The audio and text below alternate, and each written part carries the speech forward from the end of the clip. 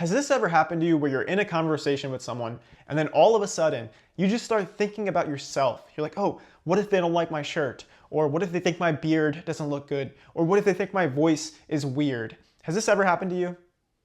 The reason this happens is because we're paying too much attention to ourselves and we're not externalizing our attention. But a lot of people, what they try and do is they try and not think about their thoughts. They're like, oh, don't think about yourself. Like just like don't think about how your voice sounds. But this doesn't work because you can't force yourself to not think about something. Like if I told you, don't think of an elephant, you probably immediately thought of an elephant. So that doesn't work. Telling yourself, don't think about this, doesn't work. What you need to do is you need to externalize your attention. Because if you're paying attention to the things around you, now you'll no longer be in your head, or at least you'll be less in your head than you were before. And almost every great conversationalist is really good at improv. They're able to adapt based on what the other person says. Because when you have a real conversation with someone, it's not scripted. You don't know exactly what they're going to say. You're kind of like figuring out what they're going to say, and then you adjust based on that. It's like when you see a stand-up comedian and they have a heckler. We love the videos when they know how to handle a heckler, because you're like, oh wow, they just came up with that on the spot. Because it's impressive, it's captivating. It's enjoying to watch someone who's able to be quick on their feet. And the way you become quick on your feet is with practice and with paying attention. So if you want to start a conversation with someone, I have a chat framework. Basically, this is how you start a conversation. You just have to remember chat. So you comment on what's around you, highlight something about yourself, assess if they want to talk to you, because some people don't want to talk to us, and then you toss it back to them by asking a question.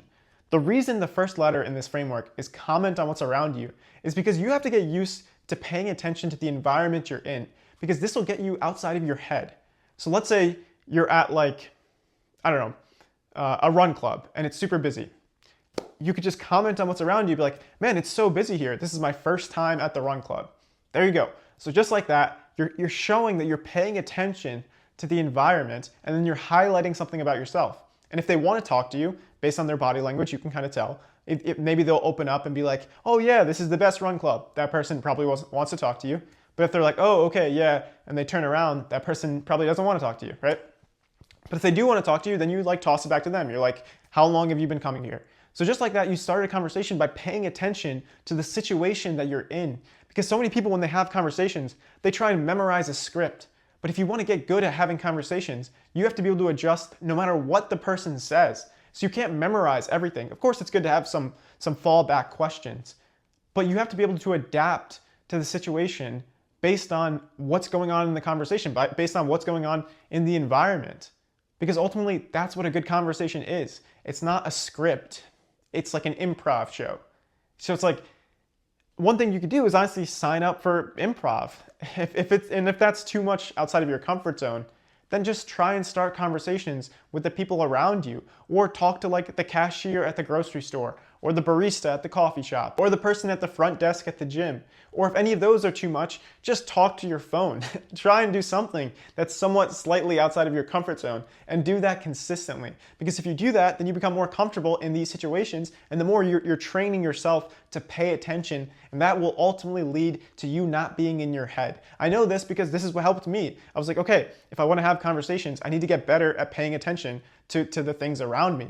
So when I started conversations, I would just talk about the situation I'm in. I would try and like learn things about people, ask them to tell me more about those things. And if you do that consistently, then you start to get better and better at having conversations, and then your life just improves, because a lot of your life is dependent on the quality of the conversations that you have. Like for making friends, dating, getting a job, like you have to have conversations to do all these things, right? You have to talk to someone to become their friend, to date them, or to get a job, you have interviews. Like all of these things involve getting good at having conversations. So it's such an important skill to develop. It's such an important skill to master if you can.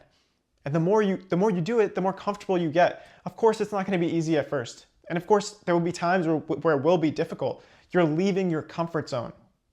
That's what leaving your comfort zone is. It feels uncomfortable.